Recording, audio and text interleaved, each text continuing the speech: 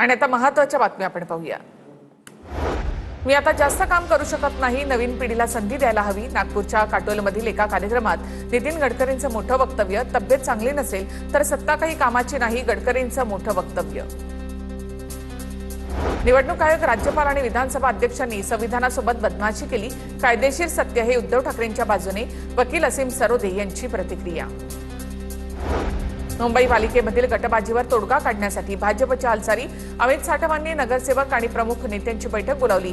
आज संध्याकाळी भाजपच्या पक्ष कार्यालयामध्ये बैठक, सर्व नगरसेवकांना बैठकीला उपस्थित राहण्याच्या सूचना। घाटकोपरच्या रमाबाई आंबेडकर नगरमध्ये मनसेचं आंदोलन, कचऱ्याने तुडुंब भरलेल्या नाल्यावर मनसेचं आंदोलन। मनसे आणि स्थानिकांची पालिकेच्या विरोधात जोरदार घोषणाबाजी, नाल्यामध्ये साचलेला कचरा पालिका आयुक्तांच्या दालनामध्ये टाकण्याचा इशारा। कोणत्याही भाषेचा राजकीय वापर होता कामा नये, व्यवसाय करण्यासाठी भाषेची अट घालणं अधिकाराचं उल्लंघन नाही का? अखिलेश यादव यांचा ट्विटरवरून सवाल। मुंबईतील भाजपचे उत्तर भारतीय नेते कुठे आहेत? अखिलेश यादव यांचा सवाल। नागपूरच्या गोधणी जलशुद्धीकरण प्रकल्पात मध्यरात्री गॅस गळती, 40हून अधिक नागरिकांवर रुग्णालयात उपचार, 200 मीटरचा परिसर रिकामा, एनडीआरएफकडनं बचाव कार्य सुरू।